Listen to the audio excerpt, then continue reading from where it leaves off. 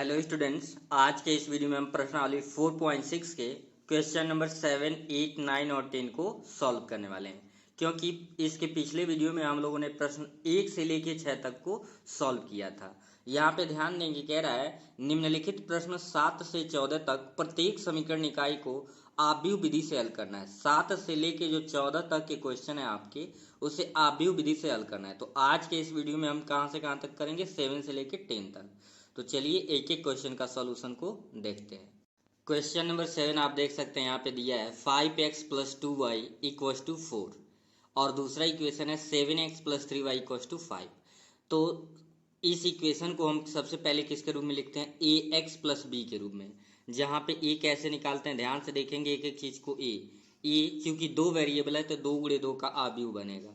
तो x का गुणांक क्या है, 5, 7, तो इस तरीके से लिखेंगे स्तंभ में 5, 7। और फिर आपका क्या है, y का गुणांक है 2 और 3, तो यहाँ पे हो जाएगा 2, 3। ये हो गया a का। फिर होता है x क्या होता है, x होता है वेरिएबल और उसे स्तंभ y लिखते हैं। तो x और y है, दो वेरिएबल है, तो इस तरीके से लिख देंगे x एंड y। और बचा आपका क्या, b। a हो गया, x हो गया और b। तो यही आपको समझना है कि a, x और b कैसे लेते हैं। b क्या होता है, जो बराबर के इधर कांस्टेंट अचर पद जो होता है 4 और 5, तो ये हो जाएगा 4 एंड 5। एक बार और समझेंगे कैसे लिया गया है। a हुआ है पहले x का गुणांक 5, 7, 5, 7, y का गुणांक 2 और 3 है, तो यहाँ 2 और 3 हो गया। ये 2 × 2 का आव्यूह हो गया। x क्या होता है, कैपिटल X, बड़ा लेटर में x जो होता है, जो वेरिएबल होते हैं उसे लिखते हैं। तो x और y दो वेरिएबल है। तो मैंने पहले ही बताया था आपको, दो वेरिएबल है तो 2 × 2 का आव्यूह बनेगा। 3 वेरिएबल है तो a की वैल्यू 3 × 3 की बनेगी। और b की वैल्यू, ये जो कांस्टेंट यानी अचर पद है बराबर के इधर जो होता है 4 और 5, तो ये 4 और क्या हो गया, 5 हो गया। अब लिखेंगे ax = b लेने पर। ये स्टेप आपके सारे क्वेश्चन में, चाहे 2 × 2 का ये बने चाहे 3 × 3 का बने, ax = b लेने पर। तो यहाँ पे अगर आप ध्यान दें, x = b और a b के नीचे चला जाएगा, ये हो गया। तो यहाँ से हमने क्या निकाला, x = a जब ऊपर चला जाएगा तो a इनवर्स क्या हो गया, b हो गया। a inverse b, equation first. आपको सीधे इसके बाद से ये लिखना है, क्योंकि जब इसे हम चेंज करते हैं x = क्या होता है, a इनवर्स b।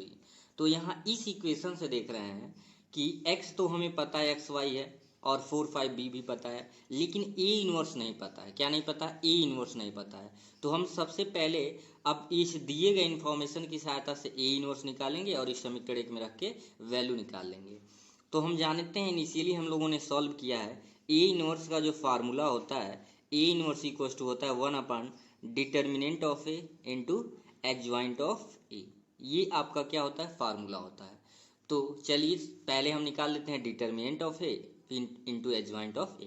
यानी कि x भी पता है, b भी पता है, सिर्फ a इनवर्स नहीं पता है। तो हमारा यही काम है, a इनवर्स निकालने का शॉर्टकट मेथड है। a inverse = one by determinant of a into adjoint of a। अभी हम लोगों ने 4.5 में ऐसे क्वेश्चन बहुत सारे सॉल्व किए हैं। तो चलिए बस यही निकाल के इस इक्वेशन में रख देना है। तो लिखेंगे नाउ हमें क्या क्या चाहिए, determinant of A, adjoint of A. तो डिटर्मिनेंट ऑफ ए पहले निकालते हैं। तो जो 2 × 2 का अभी वैसे डिटर्मिनेंट के फॉर्म में लिखेंगे 5, 7, 2, 3 है। क्या है, 5, 7, 2 एंड 3 है। तो यहाँ पे 5 का 7 में मल्टीप्लाई करेंगे 35, सॉरी 5 3 ज़ा 15 और 7 2 ज़ा 14। तो डिटर्मिनेंट ऑफ ए की वैल्यू आ गया 1। एंड अब निकाल लेते हैं adjoint of A. Adjoint of A की वैल्यू क्या होगा, एडजॉइंट ऑफ ए। तो 2 × 2 का मैंने आपको एडजॉइंट निकालने का शॉर्टकट तरीका बताया था कि इन दोनों को आपस में इंटरचेंज कर लेना है। इन दोनों को क्या करना है, 5 p 3 के पास, 3 5 के पास। तो लिख लीजिए ए हो जाएगा 3 और यहाँ पे हो गया 5। और बाकी इन दोनों को कोई चेंजिंग हो जाएगा, बस साइन चेंज कर देंगे। 7 और 2 जहाँ पे हैं वहीं रहेंगे, यानी 2 ये माइनस हो जाएगा और यहाँ भी क्या हो जाएगा, माइनस हो जाएगा। तो ये सबसे अच्छी बात है कि एडजॉइंट ऑफ ए निकालने में टाइम नहीं लगता है 2 × 2 में।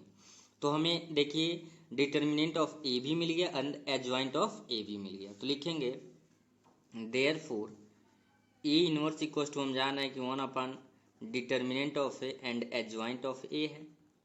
तो वैल्यू रखिए 1/1 और ये है आपका 3, -2, -7 और आपका क्या है 5। तो फाइनली हमें वही मिलेगा 3, -7, -2 और 5, क्योंकि 1/1 का कोई मतलब नहीं है, फाइनली 1 ही होगा। तो लिखेंगे अब समीकरण 1 से, क्योंकि ए इनवर्स भी हमें मिल गया। क्या लिखेंगे यहाँ पे, लिख देंगे समीकरण 1 से। तो यहाँ पे लिखिए समीकरण 1 से। समीकरण आपका क्या है, x equals to A inverse B. अब सारे वैल्यूज यहाँ पे हमको क्या करना है, एक एक करके रख देना है। तो x equals to A inverse की वैल्यू क्या है, 3 -2 -7 5। तो यहाँ पे लिख दीजिए 3 -2 -7 और 5 है। b की वैल्यू हमने ऊपर निकाल के रखा है, b की वैल्यू क्या है 4 5। 1 गुणे 1 का ये है, तो यहाँ पे लिख लीजिए ये हो जाएगा 4 और यहाँ पे हो जाएगा 5। अब सॉल्व करते हैं। x इक्वस टू 3 का 4 में करेंगे 12, होता है प्लस, यानी पहली पंक्ति का पहले स्तंभ में 3 4 जा 12 प्लस होता है, लेकिन प्लस माइनस क्या हो जाएगा माइनस, 2 5 जा 10। फिर दूसरे पंक्ति का पहले स्तंभ में, क्योंकि और दूसरा स्तंभ तो है नहीं, तो -7 का 4 में करेंगे -28 हो जाएगा, और प्लस 5 5 जा 25 हो जाएगा। ठीक है, तो x की वैल्यू आपका था x और y, दो वेरिएबल था, स्टार्टिंग में हमने देखा था। तो 12 - 10 तो आपका 2 आ जाएगा, -28 25 है, तो ये माइनस क्या बचेगा 3। और आपको पता है कि जब दो आव्यूह आपस में बराबर होते हैं तो उनके वैल्यू भी आपस में क्या हो जाते हैं, बराबर होते हैं। तो यहाँ पे क्या निकल गया, सो x की वैल्यू 2 हो जाएगा एंड y की वैल्यू क्या आ जाएगा -3। तो इस तरीके से आपको 7 से लेके 10 तक को कैलकुलेट करना है। अब हम देखेंगे क्वेश्चन नंबर 8 को। क्वेश्चन नंबर 8 आपका है 2x - y equals to -2 and 3x + 4y equals to 3। तो अभी पिछले क्वेश्चन के जैसे यहाँ भी ax + b मानेंगे। तो चूंकि दो वेरिएबल है तो 2 गुणे 2 का एक आव्यूह a बनेगा, 2 3, तो इस तरीके से लिख देंगे 2 3 -1 और 4। इस क्वेश्चन को देखने के बाद से आपको आइडिया लग जाएगा कि क्वेश्चन कैसे सॉल्व हो रहा है। बहुत ही इजी मेथड है, आप ध्यान से बस देखें। वेरिएबल क्या है, x और y, तो इस तरीके से लिख देंगे x और y। एंड बचा क्या आपका b क्या है, कांस्टेंट यानी अचर पद। अचर क्या है, -2 -3, तो यहाँ पे हो जाएगा -2 एंड -3। तो हो गया a मिल गया, x मिल गया, b। अब लिखेंगे ax इक्वस टू क्या लेने पर, ax इक्वस टू b लेने पर, ax इक्वस टू b लेने पर। ये पहले से प्रूफ है कि x बराबर b होता है इन, अगर ये सब कंडीशन है तो ये पहले से प्रूफ है, इसलिए हम ax इक्वस टू b ले रहे हैं। ठीक है, तो अभी पिछले क्वेश्चन में मैंने बताया था a जब इधर जाएगा तो क्या आ जाएगा, इनवर्स हो जाएगा, a इनवर्स b। अब इसे क्या मान लेंगे, इक्वेशन फर्स्ट मान लेंगे। ठीक है, अब इक्वेशन फर्स्ट मान लेंगे और इसी को क्या करना पड़ेगा, सॉल्व। तो हमें x भी पता है, b भी पता है, a इनवर्स निकालना है। तो मैंने अभी बताया a इनवर्स का फार्मूला क्या होता है, one by determinant of a into adjoint of a।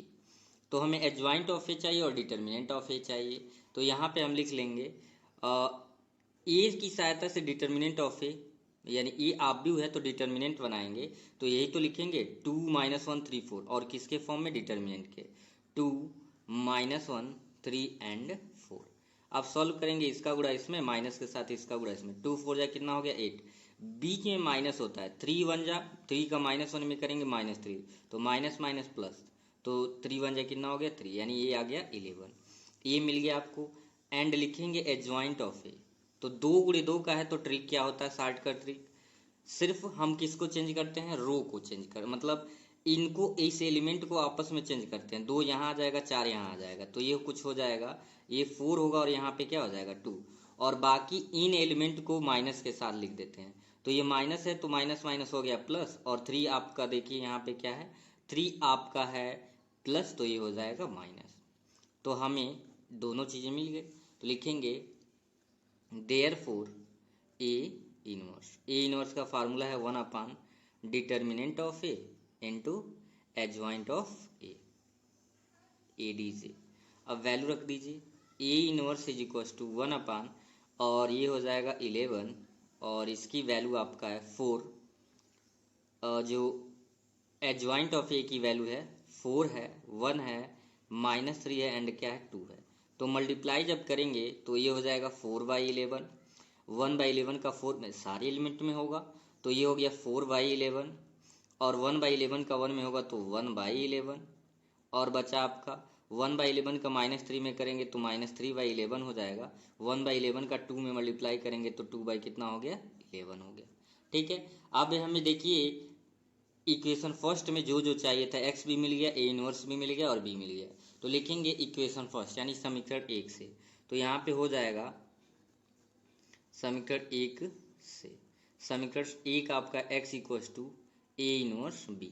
हर एक क्वेश्चन में आपको यही मेथड क्या करना है, यूज करना है। ए इनवर्स की जो वैल्यू है 4/11 और फिर क्या है 1/11 -3/11, यहाँ से आप देख सकते हो, और 2 बाई क्या है 11 इंटू बी की वैल्यू ऊपर जो राइट हैंड साइड जो अचर पद था कांस्टेंट टर्म -2 3, तो ये ले लेना है बी की वैल्यू। तो यहाँ पे लिख देंगे -2 एंड 3। अब सॉल्व करते हैं आगे, तो इसका मल्टीप्लाई करेंगे 4 2 ज़ा -8 और बाई में क्या हो गया 11।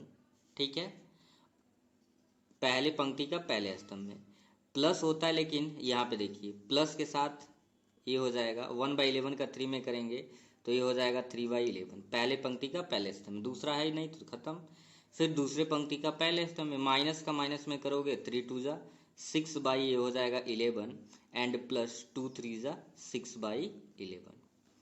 तो यहाँ अगर आप ध्यान से देखो -8 है और माइनस ये प्लस का 3 है, हर समान है, तो 8 में से 3 को घटाएंगे तो -5 बाई क्या आ जाएगा 11 और 6 और 6 क्या हो जाएगा 12/11। और आप जानते हो x की वैल्यू हमने पहले क्या माना है, x की वैल्यू है x और y इज इक्वल टू किसके है -5/11 और क्या है 12/11। तो लिखेंगे देयरफॉर x की जो वैल्यू आ जाएगा -5/11 एंड y की जो वैल्यू आ जाएगा 12/11, यही आपका क्या हो जाएगा आंसर। तो इस तरीके से आव्यूह का प्रयोग करके आपको क्या करना है, वैल्यूज फाइंड करने हैं। तो आई होप आपको अब प्रोसेस समझ आ गया होगा। इसी प्रकार से क्वेश्चन नंबर 9 और 10 को सॉल्व करते हैं। क्वेश्चन नंबर 9 आपका है 4x - 3y = 3 और and 3x - 5y = 7। Question number 10 भी सेम 2 × 2 का एक का है, आपको 2 × 2 का मतलब बनेगा यहाँ पे 5x + 2y = 3 एंड दूसरा इक्वेशन है 3x + 2y = 5। तो 9 और 10 दोनों सेम है, आपको 7 8 बताया जा चुका है, यहाँ पे मैं सिर्फ क्वेश्चन नंबर 9 बताऊंगा। 10 आप सॉल्व करके कमेंट सेक्शन में x और y का आंसर बताएंगे क्या आया। आपको दिक्कत हुआ तब भी बताएंगे, अगर कोई दिक्कत होगा तो फिर इसे भी बता दिया जाएगा। तो अभी फिलहाल हम देखेंगे क्वेश्चन नंबर 9 को, क्योंकि आपका 7 8 9 10 एक जैसे है तो 3 क्वेश्चन सॉल्व हो गए, आपको आसानी से समझ आ जाएगा। तो यहाँ पे देखिए सबसे पहले हम a मानते हैं, a की वैल्यू क्या मिलेगा, हमें a की वैल्यू मिलेगा 4 3, x का कोफिशिएंट जो है 4 3 और ये है -3 -5, ये ध्यान देंगे -3 और -5 यानी कुछ नहीं होता तो पॉजिटिव, जैसे यहाँ पे 5 3 2 2 मिलेगा तो ये पॉजिटिव होगा और 3 5 भी पॉजिटिव होगा, लेकिन यहाँ 4 3 ये वाला तो मिल गया पॉजिटिव, लेकिन ये वाला -3 है -5 है, ये ध्यान देंगे। x की वैल्यू आपको पता है, दो वेरिएबल है, हो जाएगा x और y। ठीक है, एंड अब बचा b, तो b हिंदी में आप लिखना चाहें एंड को और लिखेंगे चाहे तथा लिख देंगे। b की वैल्यू क्या है 3 और 7 है, तो यहाँ पे 3 और क्या हो जाएगा 7। अगला स्टेप आप समझ आ गया होगा, क्या लिखेंगे ax = b लेने पर, ax = b लेने पर। तो यहाँ से x की वैल्यू हमें मिल जाएगा, a ट्रांसफर होता है तो क्या हो जाता है a इनवर्स और ये हो जाएगा b, इक्वेशन फर्स्ट। ठीक है, हमें x भी पता है b भी पता है, a इनवर्स निकालना है। तो a इनवर्स निकालने के लिए अब तो फार्मूला भी आपको याद हो गया, a इनवर्स = होता है 1/det of a into adjoint of a। तो इस वजह से हमें डिटर्मिनेंट ऑफ a निकालना है और क्या निकालना है एडजॉइंट ऑफ a। तो लिखेंगे सो डिटर्मिनेंट ऑफ a निकालने के लिए इसे हमें डिटर्मिनेंट के फॉर्म में लिखना पड़ेगा। तो ऐसे हो जाएगा 4 3 -3 एंड -5, तो इसका गुणा इसमें 4 5 हो जाएगा -20 और होता है माइनस, क्या होता है बाबू माइनस। तो 3 3 3 का 9 माइनस का 9 होगा तो माइनस माइनस प्लस से 9 हो जाएगा। तो -20 में से 9 को घटाएंगे तो ये आ जाएगा -11, ये मिल गया। एंड हमें निकालना है एडजॉइंट ऑफ ए, तो 2 × 2 में ज़्यादा कुछ करना होता नहीं है, इन दोनों एलिमेंट को आपस में इंटरचेंज, यानी -5 यहाँ आ जाएगा 4 यहाँ आ जाएगा, तो ये हो जाएगा -5 और ये हो गया 4। बाकी इन दोनों में माइनस से भाग देना होता है, तो ये माइनस है तो प्लस होगा, प्लस है तो माइनस, ये हो जाएगा 3 और ये हो जाएगा -3, तो हमें मिल गया। तो लिखेंगे देयरफॉर, यहाँ पे क्या लिखेंगे, देयरफॉर ए इनवर्स का जो वैल्यू होगा one by determinant of A into adjoint of A, तो वैल्यू रख दीजिए 1/, और ये क्या है -11 है, और एडजॉइंट ऑफ ए क्या है आपका -5 3 -3 एंड 4। आगे सॉल्व कर लेते हैं। आगे सॉल्व करेंगे तो ए इनवर्स की जो वैल्यू फाइंड हो जाएगा 1/-11 का 5 में करेंगे तो देखिए माइनस माइनस प्लस, और 1 का 5 में करेंगे तो 5 बाई कितना हो गया 11। फिर 1/-11 का 3 में करेंगे, माइनस को ऊपर भी लिख सकते हैं, -3 बाई क्या हो जाएगा 11। फिर माइनस का माइनस में प्लस हो जाएगा, 1/11 का 3 में करेंगे तो 3 1 जा 3, 3 बाई क्या हो गया 11। 1/11 का 4 में होगा, माइनस के ऊपर भेजिए, 4 बाई क्या लिखेंगे 11, -4 बाई क्या हो गया 11। 1/-11 का माइनस ऊपर कर दी, 4 1 जा 4, ठीक है। तो ए इनवर्स निकल गया। अब हमें जो चाहिए था x equals to A inverse B में x भी पता चल गया, ए इनवर्स बी। अब लिखेंगे समीकरण 1 से, तो समीकरण 1 से, समीकरण 1 आपका क्या है, x equals to A inverse B. x की वैल्यू अभी नहीं रखना, x ऐसे लेना है। ए इनवर्स हमने अभी निकाला है, क्या है 5/11 -3/11 3/11 और -4/11। और ऊपर आप देखो अगर ध्यान से, ऊपर b की वैल्यू 37 है, b की वैल्यू क्या है 37, ये आप देख सकते हैं। तो लिख देंगे यहाँ पे इंटू 37। आप सॉल्व कर लीजिए। x इज इक्वल्स टू 5 का 3 में गुणा करेंगे 15, और बट्टे क्या हो जाएगा 11, प्लस होता है लेकिन -3 का 7 में करेंगे -21 और बाई 11, ठीक है। ऐसे भी लिख सकते हैं, या कहने का मतलब 15/11 नीचे लिखो, चाहे ऐसे ऑब्लिक करके लिखो। नीचे चलो लिख देते हैं, पहली पंक्ति का पहले हस्त में, अब दूसरा है नहीं कि गुणा करना है, दूसरे पंक्ति का पहले हस्त में 3 3 जा 9 और बाई 11, यही मैं बोल रहा था। चाहे ऐसे लिखो चाहे ऐसे लिखो, कोई दोनों में अंतर नहीं है, ठीक है। अब होता तो बीच में प्लस है, लेकिन ये माइनस का प्लस में करेंगे तो आएगा -4 7 28 और बट्टे क्या हो जाएगा 11। तो आगे लिखते हैं x की जो वैल्यू होगा, x कॉमा क्या है मतलब x y है। अब ध्यान से देखा, हर दोनों का समान है, ये प्लस है माइनस है, तो 21 में से 15 को घटाएंगे तो 6 बचेगा। ये 6/11 होगा लेकिन माइनस का, क्योंकि ये ज़्यादा है। ऐसे ही हर समान है, यहाँ भी 9 माइनस मतलब 9/11 माइनस 28/11, 28 में से 9 को घटाएंगे तो 19 बचेगा। क्या बच जाएगा 19। देख लीजिए यहाँ पे 28 9 है, 98 9 गया 9 यानी कि 19, लेकिन ये बड़ा है तो इसलिए क्या आ जाएगा माइनस में आ जाएगा। तो यहाँ पे -19 बाई क्या हो गया 11। अब देखिए जब दो आव्यूह आपस में बराबर हैं तो इनके एलिमेंट्स भी आपस में बराबर होंगे। देयरफॉर x की वैल्यू -6 बाई क्या हो जाएगा 11, तथा y की जो वैल्यू हो जाएगा -19/11। यही आपका क्या हो जाएगा आंसर हो जाएगा। तो आई होप आपको आज का जो भी क्वेश्चन बताया गया मेथड अच्छे से समझ आ गया होगा। फिर मिलेंगे नए वीडियो में, तब तक के लिए थैंक यू।